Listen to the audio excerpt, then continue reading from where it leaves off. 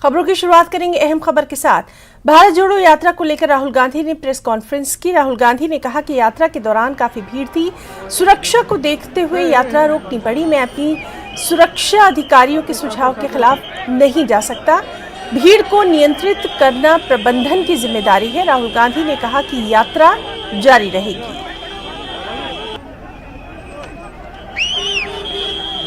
कौन है? आज काफ़ी बड़ा रिसेप्शन यात्रा के शुरुआत में हुआ। टनल के बाद जो पुलिस अरेंजमेंट था वो बिल्कुल कोलैप्स कर गया और जो पुलिस वाले क्राउड को कंट्रोल करते हैं, रस्सियों को मैनेज करते हैं, वो या चले गए या दिखे नहीं।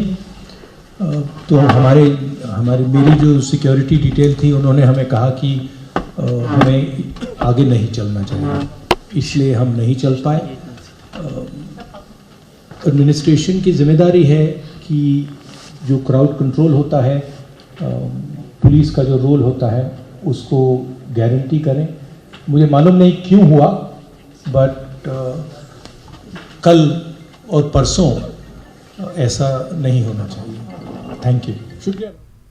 और भारत जोड़ो यात्रा में सिक्योरिटी में लापरवाही की राहुल गांधी के आरोप के बाद जेके पुलिस ने अपना पक्ष रखते हुए कहा कि यात्रा के दौरान सिक्योरिटी की कोई कमी नहीं थी। पुलिस के अनुसार भारत जोड़ो यात्रा के ऑर्गेनाइजर्स ने ज्यादा भीड़ के बारे में नहीं बताया था। आज यात्रा में शामिल होने के लिए बानेहाल से बड़ी संख्या में लोग आ गए थे। पुलिस ने अपने ट्वीट में यह भी उल्लेख किया कि आज 1 किलोमीटर यात्रा चलने के बाद यात्रियों ने भारत जोड़ो यात्रा खुद ही रोक ली और इस बारे में पुलिस से कोई विचार विमर्श नहीं किया गया। पुलिस ने कहा कि यात्रा को हर तरह से सुरक्षा दी जा रही है और आगे भी पूरी सुरक्षा दी जाएगी।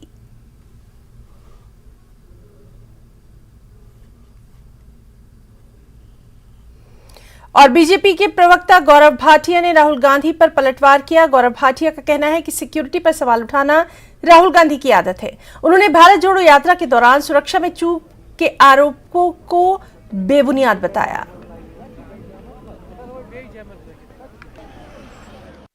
भारत जोड़ो यात्रा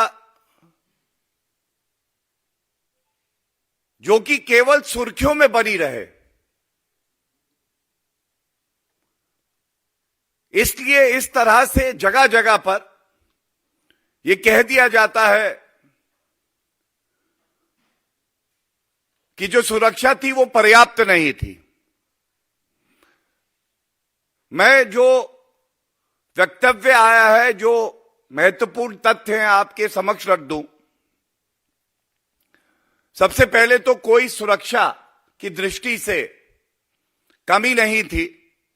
ये बात कश्मीर पुलिस के वेरीफाइड ट्विटर हैंडल पे भी आई है। इसके साथ बहुत जिम्मेदारी से, चाहे वो सीएपीएफ हो और चाहे वो कश्मीर पुलिस हो, केवल जो अधिकृत लोग थे, जिनकी सूची जो आयोजक हैं भारत जोड़ो यात्रा के, उन्होंने सुरक्षा एजेंसियों को दी, उनकी जामा तलाशी लेने के बाद ही उनको यात्रा में सम्मिलित होने दिया गया। राहुल गांधी को आज ये जवाब देना है, जो आयोजक थे भारत जोड़ो यात्रा के, इन्होंने बनिहाल से काफी लोग जुड़ेंगे, ये जानकारी जो कि जिम्मेदारी है आयोजकों की और राहुल गांधी की, ये जानकारी सुरक्षा एजेंसियों को नहीं दी गई। ये बात बिल्कुल स्पष्ट हो गई है। राहुल गांधी जी Z+ कैटेगरी की सुरक्षा के घेरे में रहते हैं और इसके कई नियम हैं, और नियमों में सबसे ज्यादा महत्वपूर्ण यह भी है कि जो प्रोटेक्टिव व्यक्ति होगा वो जहां भी जाएगा वो पहले से सूचना सुरक्षा एजेंसियों को देगा, जिससे कि पर्याप्त मात्रा में वहां पे सुरक्षा बल भी रहे और उसके साथ जो जो कड़े कदम उठाने हैं सुरक्षा एजेंसी को वो उठा पाए। तो पहली जो लापरवाही राहुल गांधी के आयोजकों ने खुद करी है वो ये है कि बनिहाल से जो लोग जुड़ने थे उसकी कोई जानकारी सुरक्षा एजेंसियों को नहीं दी गई। सुरक्षा एजेंसियों ने क्या किया यह भी बड़ा अहम है। 15 कंपनी सीएपीएफ की और 10 कंपनी जम्मू कश्मीर पुलिस की, 25 कंपनियां, करीब 1,500 जो सीएपीएफ के जवान हैं और जो पुलिस के जवान हैं वो सुरक्षा घेरा बना के जो नियम है उनका पालन कर रहे थे। यह भी बिल्कुल स्पष्ट है। इसके साथ क्यूआरटीज, क्विक रिस्पांस टीम भी वहां पे उपस्थित थी। पूरी यात्रा में जहां जहां राहुल गांधी जाएंगे सुरक्षा एजेंसियां उस एरिया को जो नियम है उसके अनुसार सैनिटाइज करती हैं। लेकिन जो आपकी जिम्मेदारी है राहुल गांधी जी, वो आप क्यों नहीं निभा रहे? जब आप यात्रा बिना पहले से सूचना दिए 1 किलोमीटर बाद रोक देते हैं, ये जानकारी भी आपको सुरक्षा एजेंसियों को देनी चाहिए। परीक्षा पर चर्चा 2023 के दौरान पीएम नरेंद्र मोदी ने कहा कि एक परीक्षा से निकले और जिंदगी करोगे, नकल से जिंदगी नहीं बनती। जिंदगी की परीक्षा में फंसे रहोगे। जो मेहनत करते हैं। ब्रेक के बाद आगे बढ़ेंगे। कोठीबाग हायर सेकेंडरी श्रीनगर के छात्रों ने अपने स्कूल में परीक्षा पे चर्चा देखी।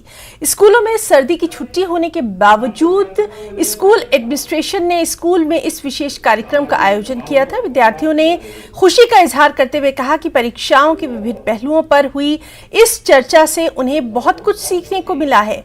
कार्यक्रम में शिक्षक भी शामिल हुए। जी, मेरा नाम अरवा रियाज है और मैं जो हमने ये अटेंड किया है परीक्षा पे चर्चा, इससे हमने बहुत कुछ सीखा। ये एक बहुत अच्छा एक्सपीरियंस था। जैसा कि हमारे प्रधानमंत्री ने बोला कि जो चीटिंग करते हैं बच्चे वो तो एग्ज़ाम में चीटिंग करके मार्क्स अच्छे ला सकते हैं, लेकिन आजकल ज़िंदगी में हर एक टाइम पे हमें एग्ज़ाम देना होता है और हम ज़िंदगी में चीटिंग करके कभी अपना एग्ज़ाम पास नहीं कर सकते। तो दूसरी बात जो प्रधानमंत्री ने बोली कि जो बच्चे हैं उन पे होता है प्रेशर घर वालों का, लेकिन घर वाले अपने लिए कभी नहीं बोलते कि नहीं तुमने इतने मार्क्स लाए हैं, इतने ही क्यों है, ज़्यादा लाओ। वो अपने लिए नहीं बोलते हैं, वो हमेशा अपने बच्चे की बेहतरी के लिए बोलते हैं। तो हमें उस चीज़ से डिसअपॉइंट नहीं होना चाहिए कि हमारे घर वाले हमारा अच्छे करने पे भी हमें एनकरेज नहीं करते हैं, तब भी वो बोलते नहीं इससे अच्छा हो सकता था। तीसरी बात उन्होंने कही कि टाइम मैनेजमेंट, जब हम टाइम मैनेज करके अगर हम कोई भी काम करेंगे तो हम उसमें बेहतरी ला सकते हैं। जो प्रधानमंत्री ने बहुत अच्छी तरीके से बोला। और हार्ड वर्क और स्मार्ट वर्क जो उन्होंने बात की उसकी, हार्ड वर्क स्मार्टनेस के बगैर हार्ड वर्क कुछ नहीं है। हम हार्ड वर्क करेंगे, हम जैसे बोलते हैं कि गधा भी काम करता है लेकिन वो दिमाग से नहीं करता है, वो सोच के नहीं चलता है। वही आज हमने सीखा। हाँ, it was a very good experience. मैंने बहुत कुछ सीखा इससे। उनने बहुत सारे टॉपिक्स पे बात की जैसे टाइम मैनेजमेंट एंड ये बहुत अच्छा एक एक्सपीरियंस था। हमने बहुत कुछ सीखा इससे। जो इनने हमें बहुत सारी चीज़ें बोली जैसे टाइम मैनेजमेंट, उससे हमें इन रियल लाइफ हमने बहुत कुछ उस पर हम इम्प्लीमेंट कर सकते हैं, बहुत कुछ हम उस पर हम काम कर सकते हैं। So it was a very good experience. Yeah, hard work and smart work. Like we don't need only to work hard, we need to work smart. Like hard work and smart work are both equally important. Without hard work, you can't achieve anything, and without smart work also, you can both hard work and smart work you can achieve like very much. Like you can get very benefit with working smart. Like he gave the very good example of thirsty crow. मैं इसे मानता हूं कि ये visible और invisible के बीच का एक सेतु है, ब्रिज है। जीवन यात्रा में अगर दूसरे किनारे पर जाना है तो कविता से ही, शायरी से ही गुजरना पड़ेगा। हमारी प्राचीन संस्कृति एवं परंपरा में कहा जाता है ऋषियों, सन्यासियों, सूफियों के सबसे करीब अगर कोई पहुंच सकता है तो वो कवि है, शायर है। समाज में परिवर्तन, समाज की प्रगति और उसकी चेतना को अगर कोई नया रंग भर सकता है तो वो अभी कवि है। कई बार लोग कहते हैं कि वैज्ञानिक और कवि ये दो ऐसे समुदाय हैं जो समाज को बड़ी सूक्ष्मता से देखते हैं। ये सच है कि दोनों का योगदान किसी भी खुशहाल समाज के लिए बहुत आवश्यक है, लेकिन ये भी सच है कि जहां वैज्ञानिक रुक जाता है, दरअसल वहीं से कवि की यात्रा शुरू होती है। और वैज्ञानिक है, मौसम की भविष्यवाणी कर देगा, परिस्थितियों का आकलन करके उसका प्रभाव भी बता देगा, लेकिन मौसम के मन में क्या चल रहा है, बादलों की धड़कन क्या कर रही है, यह तो सिर्फ कवि ही बयां कर सकता है।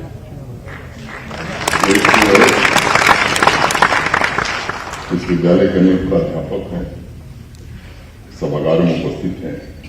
एक वनस्पति विज्ञान का प्राध्यापक, या मैं कहूं कि वनस्पति वैज्ञानिक फूल को नाप तोल कर उसका स्वास्थ्य बता सकता है, लेकिन फूल के सौंदर्य और उसकी सुगंध अगर कोई वहां तक प्रवेश कर सकता है तो वो केवल कवि है या शायर है। और इसलिए कविता प्रेमी के रूप में मैं अक्सर कहता हूं कि अल्फाजों की महफिल वो एकमात्र स्थान है जहां आप एक साथ होली के रंग भी खेल सकते हैं और दिवाली के उजाले का आनंद भी ले सकते हैं।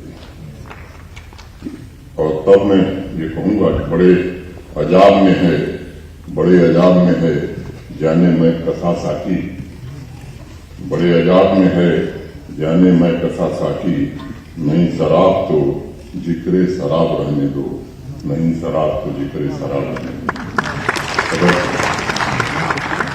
क्योंकि श्रोताओं पर भी बहुत निर्भर करता है कवि सम्मेलन, इसलिए श्रोताओं से मेरा निवेदन है कि अगर सुनने वाला ठीक से सुने, कोई सम्मेलन हो या मुशायरा, वापस जाते हुए एक आनंद, एक अलग प्रकार का आनंद और अनुभूति लेकर जाएगा।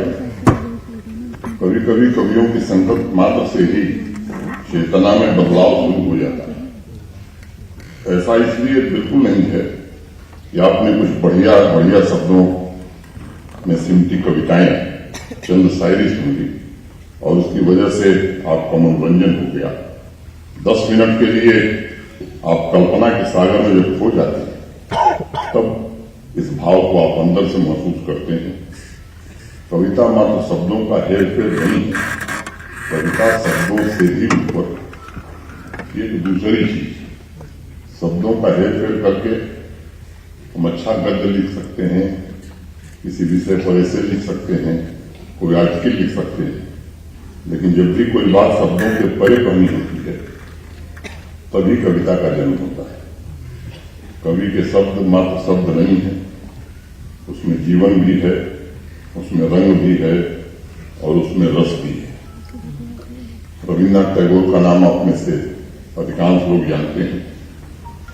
उन्होंने जो अपनी मूल पुस्तक लिखी गीतांजलि, वो बांग्ला में लिखी थी, बाद में उसका अनुवाद किया गया अंग्रेजी में। एक अंग्रेज विद्वान थे, राइटर थे, उनको दिखाया गुरु रविन्द्रनाथ टैगोर ने, तो उसने कहा कि भाई सब तो ठीक है, लेकिन 4 जगह गड़बड़ है, इसको सुधारना पड़ेगा। उन्होंने उसका सुधार किया और सुधार करने के बाद एक इंग्लिश के बड़े भारी पोएट हुए ईट्स, उनको दिखा। उन्होंने देखा, पलटा और कहा कि सब तो ठीक है, लेकिन ये संग्रह जो है 4 जगह फिर से अटक गया। उनकी कविताएं वहीं अटक रही थी जहां उन्होंने पहले सुधारा था। फिर गुरु रविन्द्रनाथ ने अपनी मूल कविता लिखी, बांग्ला में दिखाई और उसे समझाया। तब ईट्स ने कहा कि अब जाकर बात बन गई। इसलिए मैं मानता हूं कि अगर भीतर और बाहर का आसमान जब मिलता है तब जाकर कविता पैदा होती है। और कवि अपने तरीके से लगातार समाज सेवा में भी, राष्ट्र सेवा में भी जुड़ा रहता है। 26 जनवरी 1950 संविधान लागू कर जब हमने गणतंत्र के रूप में अपनी यात्रा शुरू की, तब आत्मविश्वास से भरे हमारे देश के नीति निर्माताओं के सामने अनेक लक्ष्य। उसमें एक लक्ष्य ये भी था कि राष्ट्रीय एकता की ताकत से भारतवर्ष को विविधता को भी पोषित करना है और स्थानीय संस्कृतियों को भी समर्थ बनाना है। मुझे स्मरण है राष्ट्रकवि रामधारी सिंह दिनकर ने अपने निधन से कुछ महीने पहले इसी धरती की महान कवयित्री पद्मा सचदेव जी के डोगरी काव्य संग्रह मेरी कविता में। तो एलजी मनोज सिन्हा ने जम्मू यूनिवर्सिटी में अखिल भारतीय कवि सम्मेलन का उद्घाटन किया है और लगातार अहम खबर पर नजर बनी हुई है। यहां पर खबरों में फिलहाल इतना ही। नमस्कार।